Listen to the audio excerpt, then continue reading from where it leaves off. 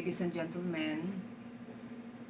Uh, I am creating this video for everybody, especially for my speech class, secondarily to my phonology and morphology major students, because I want both of us to have a common point of reference, especially when it comes to sounds and symbols. With my VLE uploaded materials, I think there is a discrepancy in some of the, especially with the vowels, that there are vowels in the VLE uploaded that are not in consonance with what I have, especially in my speech improvement workbook. So I am creating this video for us to have a common point of reference. No? So let me start by defining what speech is, because I believe that you already know what communication means. So communication is something to do with whether it is written or oral, the uh, conveyance of meanings, no?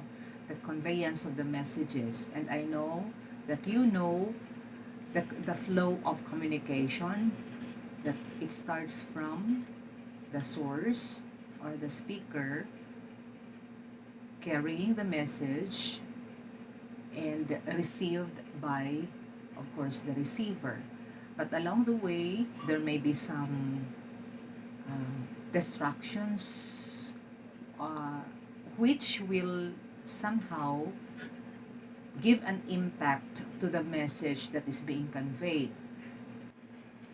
Which means that the message that is conveyed by the source or the speaker may not be perfectly the same message as the receiver will receive. This is already dependent upon the flow of the communication process, because of as what I said earlier, the distraction. So it may be a noise, it may be that there is a deficiency in the conveyance of the message, or whatnot. So that's the flow of communication. Now, when it comes to speech, let us try to define speech in two ways. No? First, it is the faculty of uttering articulate sounds or words in order to express thought. So when I speak of the utterance, I mean it is the use of the mouth in order to convey the message. Because again, in the process of communication, there are two ways. It may be oral or written. So in here, because we say it's a speech, then I am speaking of the utterance of the words with the use of the mouth. So I mean to say that I am focused on the oral communication and not the written.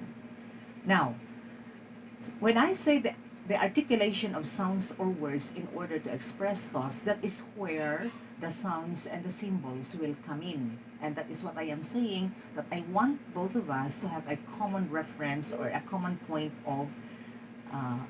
point of reference when it comes to symbols and sounds. Okay? So, however, speech is more than the articulation of sounds or words, because it is a means of communicating ideas organized and developed according to the needs of the listener. So in phonology, which we call the study of the speech sounds, is the basic unit of speech sound, which is what we call phoneme. Now, there are two types of phonemes. One, that's what we call the segmental phonemes, and that is what I'm going to discuss again in the later part of this video, where the vowels, the consonants, and the diphthongs are, and the other one is the suprasegmental phoneme. What are these suprasegmental phonemes? These are speech sounds that do not build up words, but they make up the prosodic features or tonal qualities of language. And when I speak of the suprasegmental phonemes, I mean these are the stress, the pitch, the junctures, or this is what we call the phrasing, and we also have what we call blending. As I present to you later the consonant sounds, I can also discuss with you what blending is. So, In the articulation of sounds or words through the use of the mouth, the speech organs are the most important parts. They play actually the production or the articulation or the utterance of sounds. So when I speak of these speech organs, which are classified into four, we call them the respiratory or the breathing apparatus, the vocalizing apparatus, the resonating apparatus, and the articulatory apparatus. The respiratory or the breathing apparatus are the ones that are in motion or in action when or before we are able to produce a sound, because these are what we call the stimulators or something that causes vibration. What are these respiratory or breathing apparatus? We have the lungs, we have the trachea, we have the diaphragm, we have the abdominal and the rib muscles. Let me ask you a question before I proceed. What do you think is the main ingredient in producing a sound? Do you know what it is? Before I can be able to say, that's a sound, that's a distinct consonant sound. Before you can be able to say, what do you think is needed? Aside from the different organs that are used in the production or in the utterance of the sound. It is the air, right? It's the air that is the main ingredient in producing sound. You can never produce any sound unless you have an air. So remember that, no? The air is the main ingredient in producing any sounds. So that when we speak about the respiratory or the breathing apparatus, what do you take in and what do you blow when you produce a sound? Is the air. So again, the respiratory or the breathing apparatuses are the lungs, the trachea, diaphragm, the abdominal, and the rib muscles. They are the ones that are needed when you breathe in or when you take in air or when you produce a sound. Okay? Just like if you want to feel it for yourselves, when I say inhale, can you imagine what are the speech organs that are in motion? These are actually the ones that I mentioned earlier. Okay? Now, what do you think will the air go as you breathe in air? Where is the air stored? What among the different speech organs takes care of keeping the air that you breathe? Is the lungs, right? Is the lungs. Okay? So what happens? What do you do with the air in order for you to produce a sound? That air should pass by your vocal cord, no? And this is actually the one that vibrates before you can be able to produce a sound. Now, what are the two vocalizing speech organs? Of course, we have, what do you find in here? The larynx, which contains your vocal cords, and anything that is attached to the larynx, which we call the laryngeal muscles. Okay, so these are the two vocalizing apparatuses. The third classification of the speech organs is called the resonating apparatus. They are simply called the resonators. What do these resonators do to the air that you breathe in and that you blow when you produce a sound? The function actually of the resonators is it reinforces that vibration that gives quality or timbre to individual voice. What are these resonators? One, we have the mouth. Next, you have the lower jaw. The third, you have your uvula. Sometimes it is spelled uvula. So when it is spelled uvula, then you have to call it uvula. The last one is the throat. The throat that actually includes the pharynx, the nasal tract, and your cavity. The last classification of the speech organs are called the articulators or the articulatory apparatus. What is the function of these articulators? It's actually the one that gives shape to the tone. There are 6 of them. Number 1, the lips. So you see the function of the articulator, it gives a shape to the tone. The lips is considered to be an articulator because uh, you are producing different sounds as you shape your lips. Just like, for example, when I'm going to keep my upper and lower lip close together, no, that not a single air can come out, then I am producing the sound. So you see, where is the passage of the air now that I am producing? It's actually in the nose. Okay? So it gives a shape to the tone. Second, you have the teeth. If I close my upper and lower teeth together, just like what I did with my upper and lower lips, that I will be producing a distinct sound. If I'm going to open a little my lower teeth, then I will be producing another sound. So you see, look at the function. Articulators give shape to the tone. Number 3 is the gum ridge. Number 4, it's the hard palate. Number 5 is the soft palate. And most of all, number 6, it's the tongue that gives a shape to the tone. For example, if I say, L, where is my tongue? What is the shape of my tongue when I say L? It is touching my gum ridge. Okay? You know where your soft palate is? You know where your hard palate is? No? The one that is in front is actually the soft palate and the hard palate. If we are going to put a demarcation line between the hard and the soft palate in the roof of the mouth, the one that is the hard palate is the one that is near the throat, and the one that is near the front teeth is actually the soft palate. Okay? So I could have given you a breathing apparatus so that you can at least imagine how the air is moving and where you keep and when you are going to release the air that you breathe.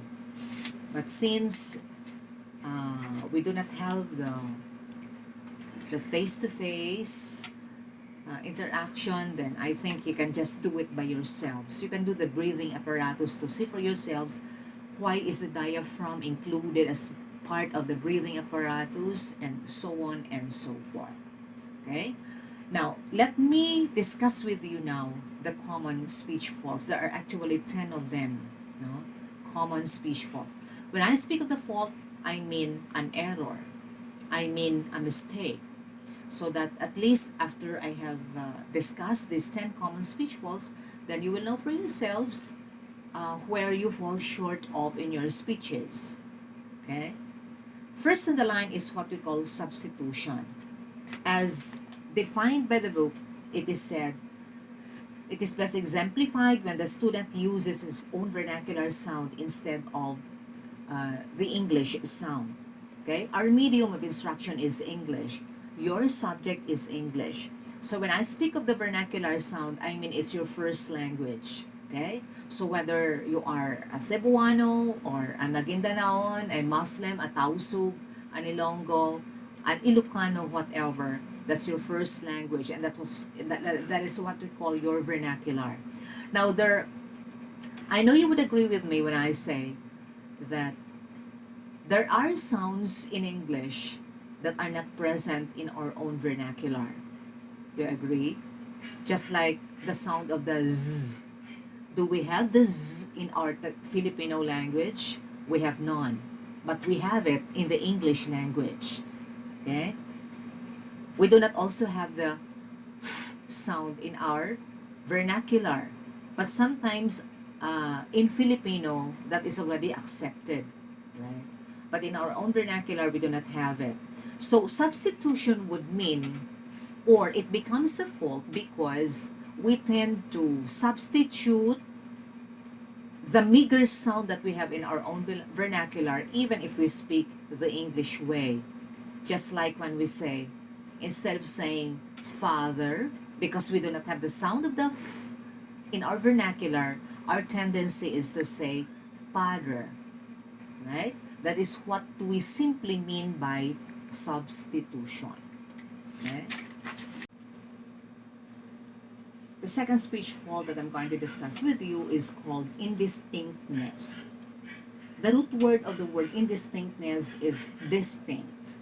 So when I say in, it means it is not distinct. So this indistinctness, this problem or this fault or this error is actually caused by the immobility of the tongue and the lips. When I say immobility, it comes from the root word again, move, and im means not. Meaning, when you are not able to move your tongue and your lips correctly in order to produce a sound, then you will be producing a wrong sound. Okay? So, I'll give you a distinct example of the indistinctness. If you know of somebody who has undergone a stroke, no, that sometimes others would have a the shape of the mouth actually, no, like this, so that when they speak, they may not be able to produce the perfect sound anymore. The third speech fault that I'm going to discuss is the word intrusion. It comes from the root word intrude. You know what intrude means? Do you know what intrusion means? It has something to do, because I am talking about sounds or the utterance of words, that I am speaking of this intrusion as a sound, a distinct sound that is being inserted. No? Because an intrusion, as per defined by the book, has something to do with the incorrect insertion of unnecessary sounds to English words or phrases. Just like, for example, spoon. The word spoon starts with the letter S. But if others would say spoon, then a sound of the E is inserted before the word, or before the first letter or first sound supposedly of the word spoon, and that becomes spoon. That is intrusion, insertion of unnecessary sounds. Okay? Just like, for example, in the very common word oil, right? To some grandparents, when they would ask you to run an errand and to buy an oil, your grandmother may say, palit dito og oil. So the insertion of the sound of the W, which is a distinct consonant sound, is also a fault. Because the oil, supposedly with only a single syllable, now becomes two syllables when your grandmother would say, oh well. You get my point? The fourth speech fault I'm going to discuss with you is what we call slurring. S-L-U-R-R-I-N-G. Slur, slurring. If in intrusion there is unnecessary insertion of unnecessary sounds to English words or phrases, slurring is the exact opposite of intrusion. Because in slurring, this is characterized by the dropping of sounds. You get that? For example, in the word restaurant, when you produce a sound, do you produce it perfectly as I say restaurant? Because some others would say restaurant. Sa mga Bisaya, they would say restaurant. No? I do not hear the sound of the distinct t in the final position, which is supposed to be still a distinct consonant sound. So it should have been produced as restaurant. Just like in the A-C-T. How do you read that? You do not say act, but you have to say act. It's just like the most popular song, Perfect, right? You do not simply say perfect, but you have to say perfect, okay? Everything is distinct, so you need not drop a distinct sound because that is going to be a speech fault. That is what we call slurring. The fifth one is what we call rate difficulties. We always have a normal rate when we speak, but it should not be too fast. It should not also be too slow. There is always a standard, or there is always a normal rate. Now, when you manifest a very slow speech, which is not supposed to be, or a too fast, then you are committing the rate difficulty. Okay? There are actually two examples of these rate difficulties. One is what we call the cluttering, which is actually known as the illogical and repetitious word groupings.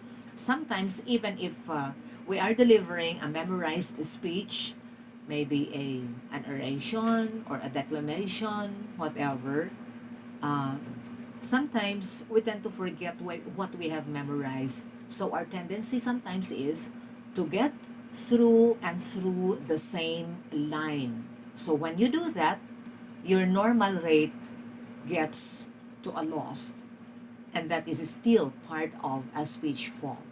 The other example is, we call it stuttering or stammering. No? These are actually two of the most serious of the rate difficulties. Number six is what we call the resonance difficulties. Resonance. How do you understand the term resonance? No? Uh, well, we cannot say that every individual is gifted with a perfect speech, because nobody is perfect. Okay? However, this resonance difficulty has something to do with the emission of the air through the nose instead of through the mouth. Among the 40, all in all, no, 40 distinct sounds I'm going to teach you, there are only but 3 consonant sounds where the air should be emitted through the nose. And these are the m, the n, and the ng sounds. No, nothing more and nothing less. Now, if, for example, a speaker tends to produce a distinct sound of the p sound, instead of through the mouth, he emits the air through the nose, then he is said to be committing the resonance difficulty. I'll give you a very concrete example to anybody who commits this resonance difficulty. If you know of a friend or anybody, a neighbor, a cousin who is a ngungo, no? They are the best examples of the resonance difficulties, because everything that they say, everything that they utter is actually by the nose. So they are the best examples of these resonance difficulties. I hope you are not. 7. Phonation difficulties. This is characterized by the harshness of tone, the breathiness, and a weak, hoarse, or strained voice. These are the common manifestations of these difficulties. Anybody who can tell me that from let us say, a 100-meter uh, jogging activity, he can still speak the normal way. What is your tendency right from a 100-meter jogging? Your tendency is to be still doing this and that. So when you speak, you cannot speak the normal way. That's phonation difficulty. Number 8, the pitch difficulties. Symptoms of these problems are abnormally high or low pitch and monotone. I know you are familiar with the 3 pitches of the voice. We have the low, we have the medium, and we have the high. However, there are individuals who do not have the normal pitch of the voice. I know of one student, a previous student in the 1990s, who is a female. She has a big body built female, but she speaks like the voice of a man. No? I also had a teacher when I was still in the elementary grades, my Filipino teacher, but she speaks using a very high pitch that sometimes uh, it becomes a laughing stock before. Okay? So, but there are only but few of them. So pitch difficulties has something to do with abnormally high or a low pitch, or could be a monotone. Okay, mono means one, so which means that when we speak about a monotone, you only have one pitch. Anybody of you here who wants to listen to a teacher who speaks this way, who does not know how to raise and to at least lower down his pitch of his voice, no, that's monotone. So you will feel boring to listen to any professor with that, with a monotone. Number 9, projection difficulties. Projection difficulties has something to do with, or it becomes a difficulty when, for example, you have a cough, you have an irritation of the throat, when you have a shallow breathing, or with an increased speed, with an increased loudness. In other words, when the speaker is unable to add volume to the voice without strain or tension or breathiness, then he is committing projection difficulties. Okay? Sometimes when you're invited to speak in front of a crowd, or when you would be invited to become a guest of honor and speaker, when you have a sore throat, then I suggest that you turn down the invitation. Why? Because, of course, when you have irritation of the throat, even over the microphone, and that you cannot help it, what if at the middle of your speech, no, that your throat is irritated, no, and coughing would just be there? Do you think you will not be embarrassed? So I suggest that you have to turn down the offer when you do have an irritation of the throat. The last one, interpretational and emotional difficulties. What has this to do that it becomes a difficulty, it becomes a fault? This is actually evident in a dreary mechanical enunciation in which the speaker gives no sign of responding with appropriate feelings to the thoughts he expresses. Okay? I'll give you a very concrete example to the interpretational and emotional difficulties. Can you give me one great quality of or characteristic of the Ilonggos? Ilonggos are known to be very sweet, malambing, that even if they speak, even if they are already angry, what do? They still speak very sweetly. Right? So, in other words, when they do that, they actually lack the correct interpretation and the correct emotion of what they are saying. You get me?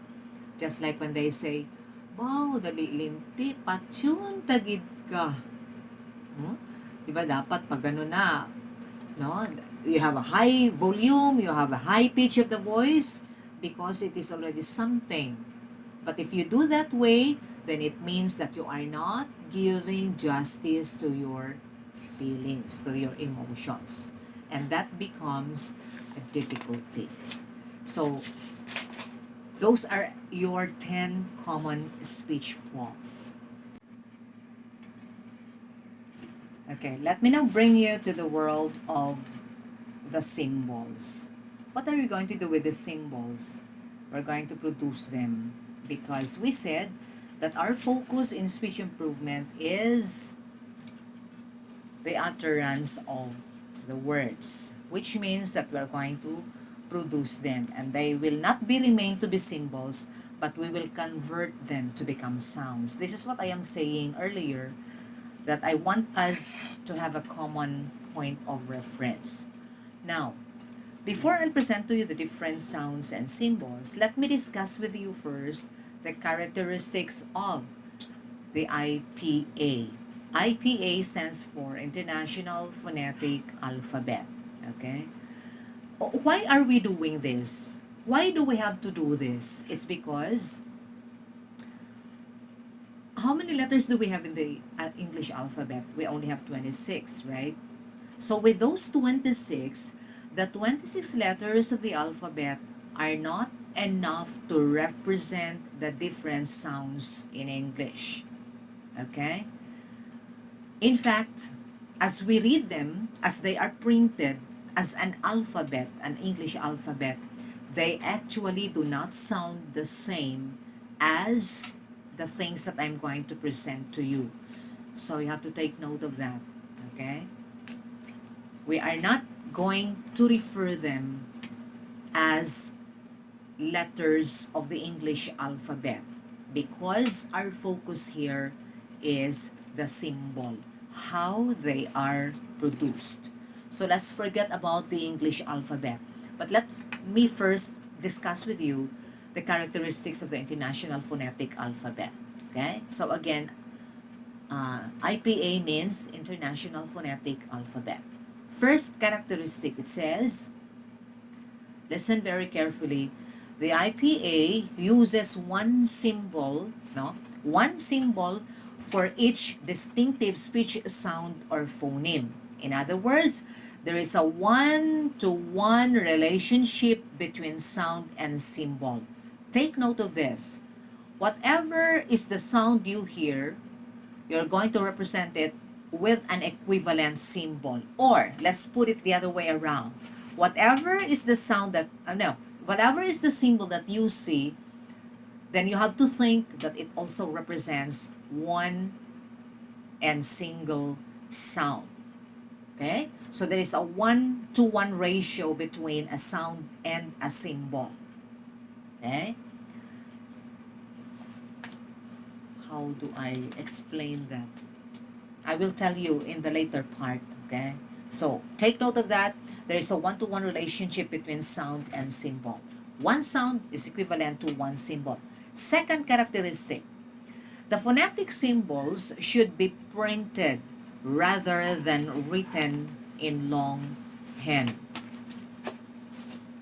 I'll show you one example.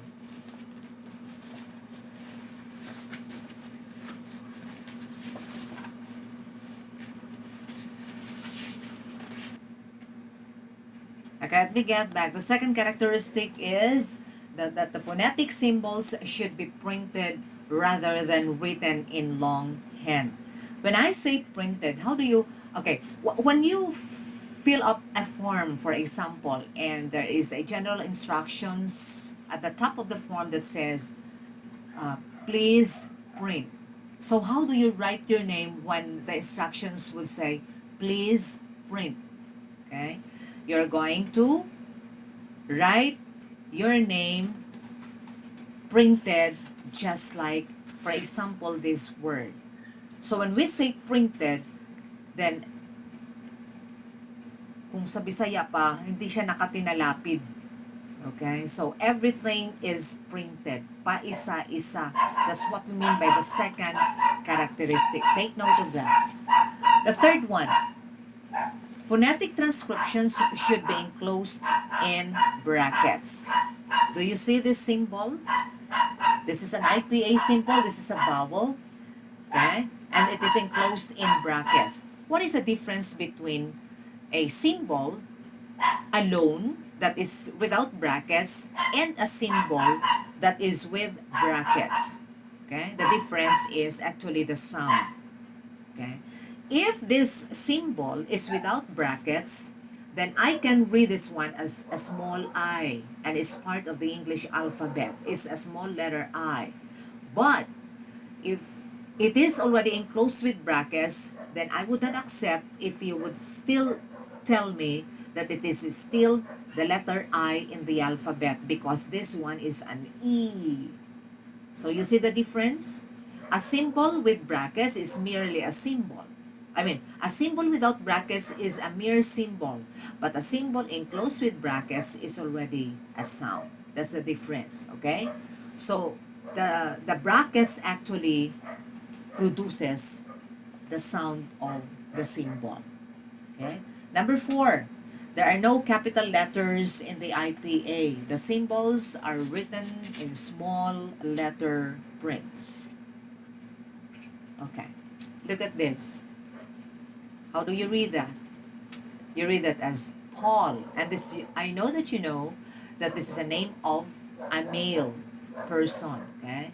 This is a name of a man.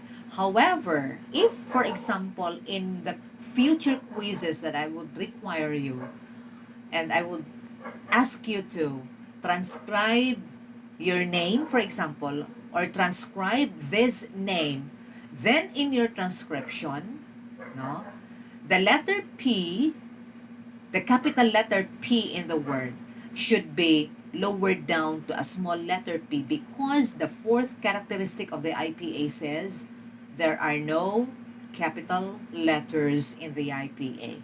You might question me with this symbol. I believe you would argue that this one is a capital letter I in the alphabet.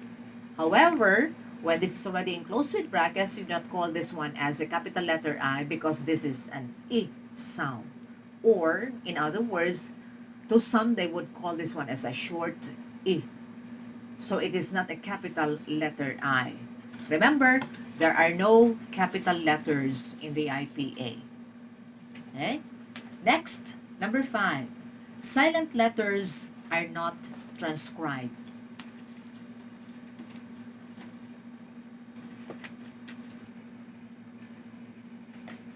Saan na ako? Silent letters are okay. Na-mention ko na yun, di pa? Mention na.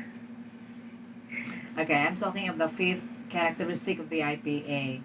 Silent letters are not transcribed. How do you read this word? This is a wrath. Do you hear the sound of the W in the initial position? No. Okay? This is what we call a silent letter. In other words, since this has no sound, the W has no sound in this particular word, then when you transcribe the word, then you will not find the sound of the W in your transcription. Okay? Because the 5th characteristic says silent letters are not transcribed. Okay? Number 6, double consonants in words are given only one sound, so they are represented with only one symbol. Remember the first characteristic that I discussed earlier? The first characteristic says one sound is equivalent to one symbol.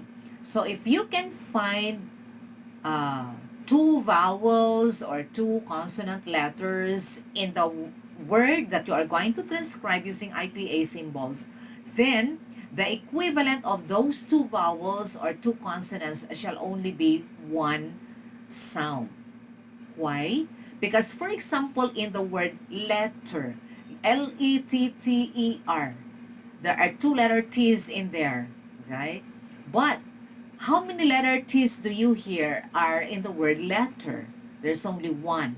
In other words, since there is only one sound, then you have to represent that one sound with only one symbol. Okay?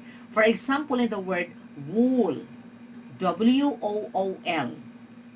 Or let us say, for example, in the word fool, F-O-O-L.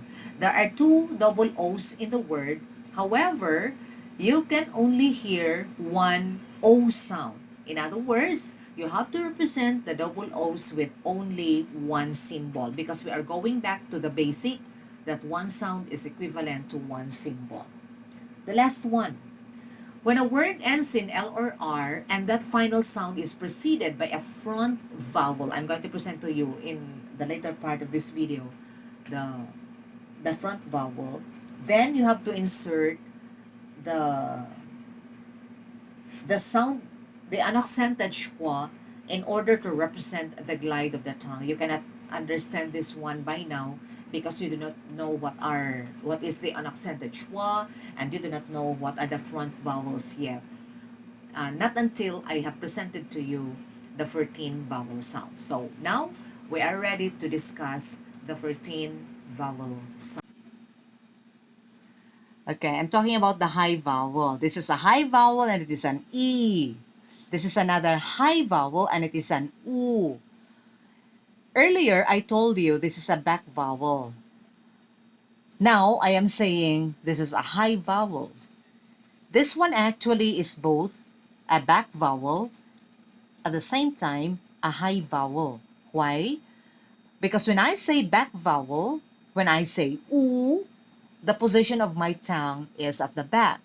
But when I say this is a high vowel, this is a high vowel because the position of my jaw is very high. In other words, the high vowels are produced with my jaw at a very high position. That's why they are called high.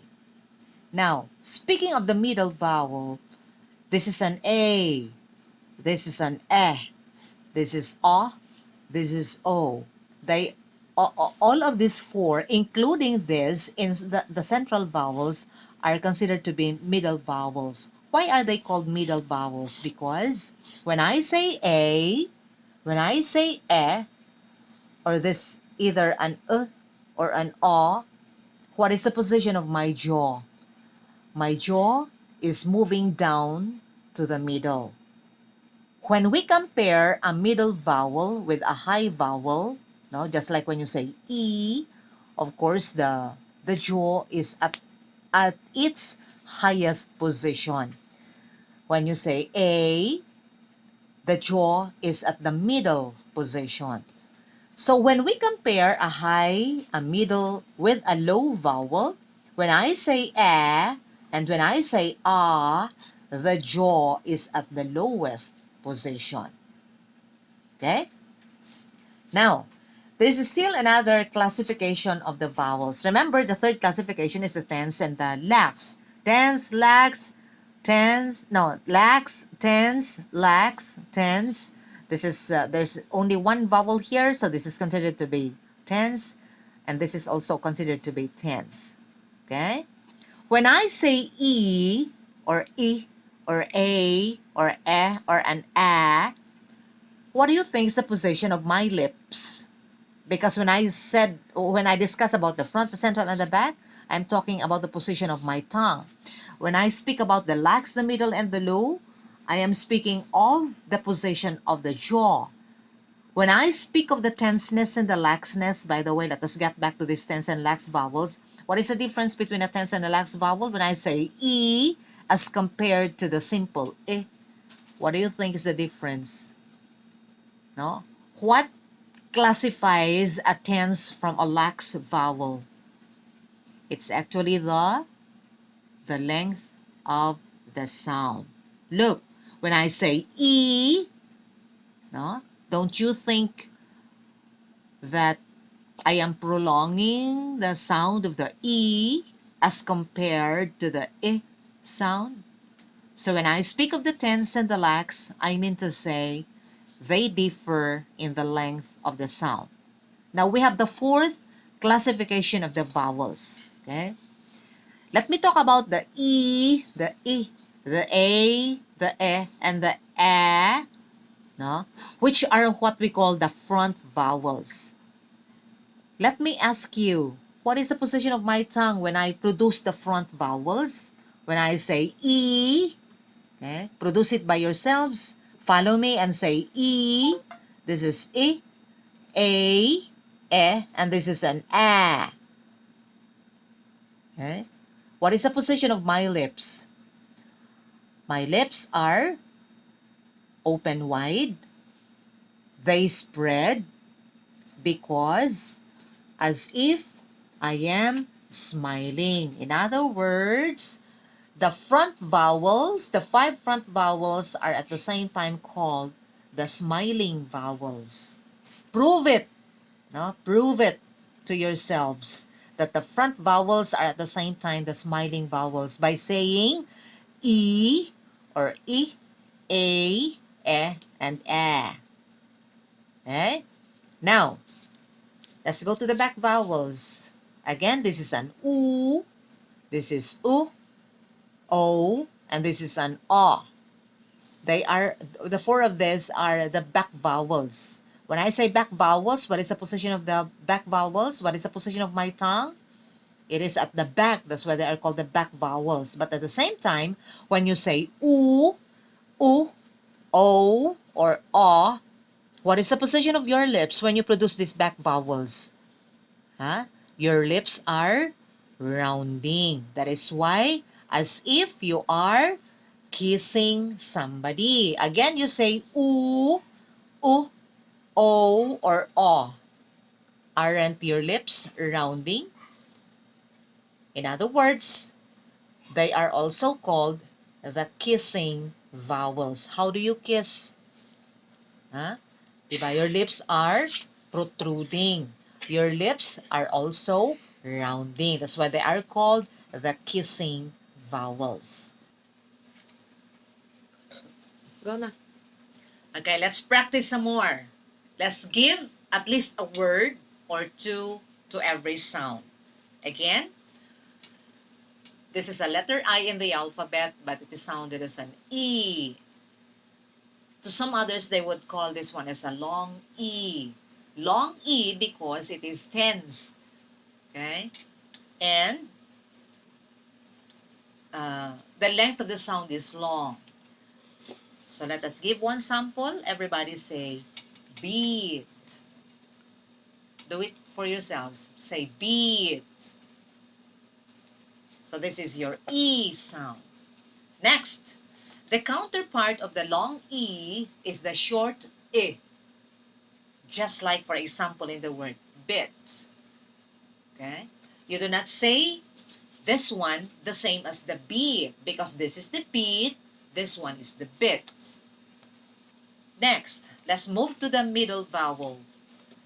The sound is an A. I want you to memorize the symbol as well as how they are sounded. This is an A. This is the letter E in the alphabet, but this is sounded as an A. Okay? Just like the word bait. Again, say bait. This is an A. Memorize the symbol. The counterpart of the A is the E sound. This is an E sound, just like in bets. Okay? Next, let's go to the low vowel. There is only one low vowel front at that, and this is the symbol of that vowel. It is as if the combination of the letter A and the letter E in one. And this is sounded as an eh. Well, by the way, we Filipinos do not have the eh sound. That's why this is a very common mistake among Filipinos because we do not have the eh. Okay? Just like in the word bat. You do not say bat, but you say bat. Okay? You do not say man, but you say man. Okay? Cat. That's the eh sound. Now, the first letter of the alphabet is written this way. The small letter is written this way. How do you read this? In the alphabet, this is an A, right?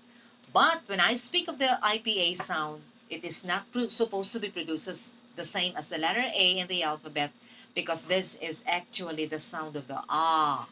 No? This is a low vowel, so you have to lower down your jaw to say ah, just like in bot. Okay? Next, let us go to the central vowels, and the first that I'm going to discuss with you is this unaccented schwa. How do you sound this? It's simply an okay? Now, let me give you this word. How do you read this word? How do you read this word? You do not say ago, but you have to simply say ago. Okay? Read it for yourself. Say ago. You do not say ago, but you say ago. Now give me the sound of the letter A in ago. It's an sound. And that is the sound of this symbol. This is what we call the unaccented schwa. So you say ago. You do not say ago. Okay? You do not say again, but you say again. You do not say behind, but you have to say behind. No? It is where the unaccented schwa should come in the word behind. Next, the counterpart of this symbol is this one. If this symbol is used in the unaccented syllables, then this one is what is produced in the accented ones. Just like in the word